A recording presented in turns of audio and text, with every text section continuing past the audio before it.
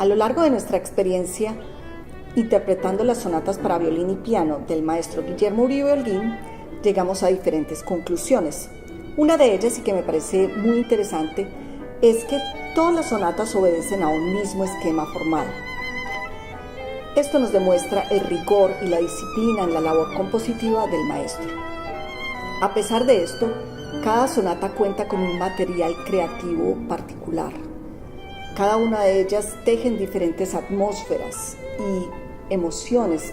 El maestro era un experto en crear motivos, que son como pequeñas puntadas de un tejido musical, que para entenderlo hay que concebir y analizar la música desde los dos instrumentos.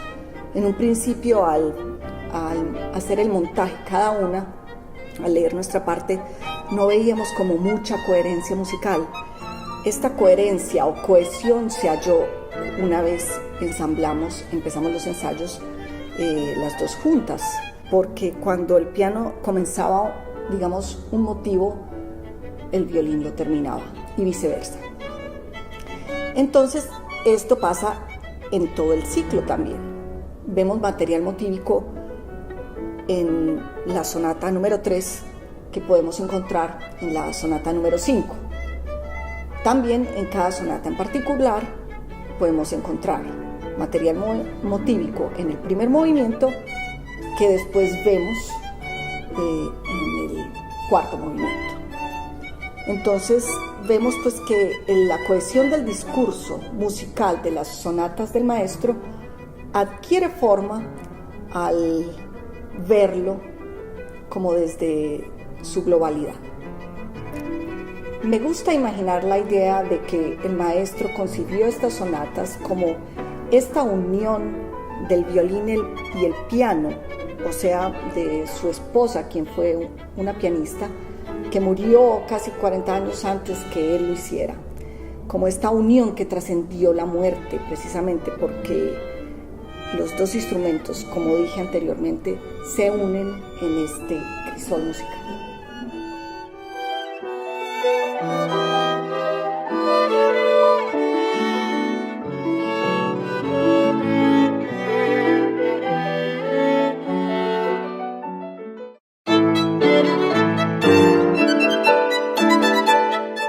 Después de analizar, explorar y montar la colección de sonatas para violín y piano de Guillermo Uribe Holguín, me surge la pregunta de por qué no se habían grabado antes, por qué no se han tocado más, por qué no se habían editado antes. Es fascinante ver todo lo que estas obras o esta colección de sonatas ofrecen.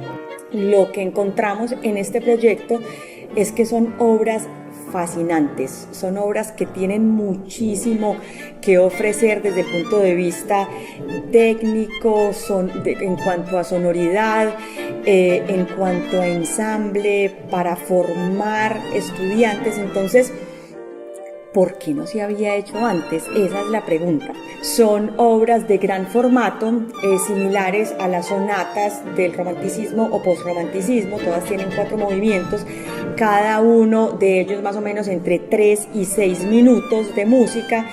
Tienen una estructura formal muy interesante, organizada, con un diseño arquitectónico profundo, que relata o que nos puede contar el ejercicio intelectual que hizo Guillermo Uribe Holguín, pero no se quedó ahí solamente, porque de todas maneras son sonatas que pretenden crear atmósferas y que pretenden comunicar emociones.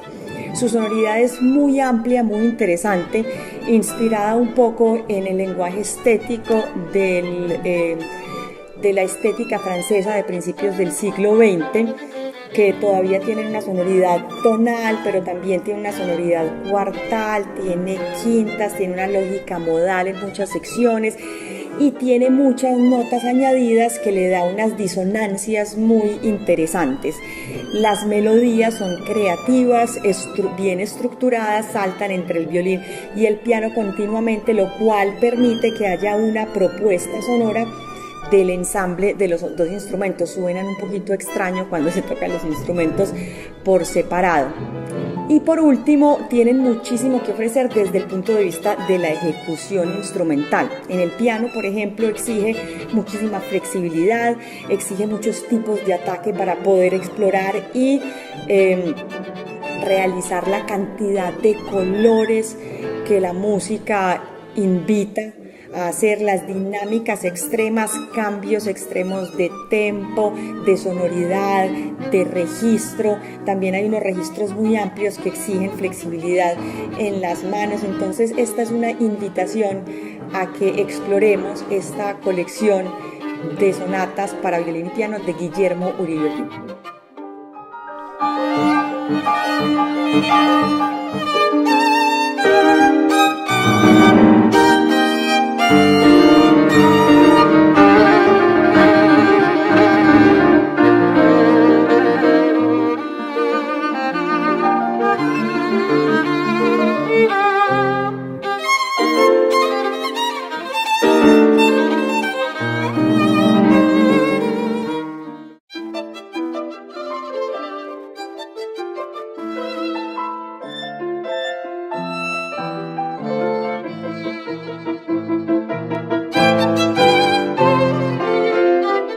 Bueno, para mí estas sonatas para violín y piano de Guillermo Uribe Holguín han constituido un reto, un descubrimiento y aprendizaje. Un reto por el tipo de música con el que habitualmente había trabajado, más músicas tradicionales, entonces acercarme a una producción académica de este nivel ha constituido pues un reto en varios sentidos, pues, básicamente desde el análisis.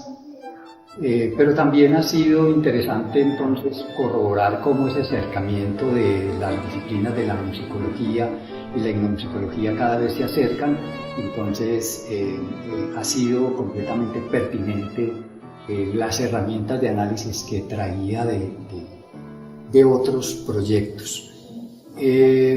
Un descubrimiento por la música que nos hemos encontrado, una música rica, compleja, una producción que nos sorprende por su calidad, por los recursos que emplea.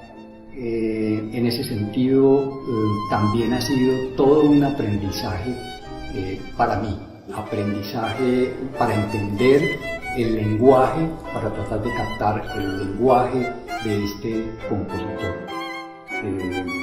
Entonces el resultado es poder entender esta producción, volcar ese análisis a la interpretación como aporte a la interpretación que están haciendo las compañeras del grupo en los instrumentos, en el violín y el piano. Es decir, desde un comienzo planteamos este proyecto como un proyecto de investigación-creación. En ese sentido, el análisis musicológico, entender el contexto, la época de este compositor, su estética, para ponerla al servicio de su interpretación y para contribuir a la divulgación de una producción que ha estado bastante olvidada e incluso estigmatizada. Entonces, ha sido una sorpresa encontrarnos la magnitud de estas sonatas.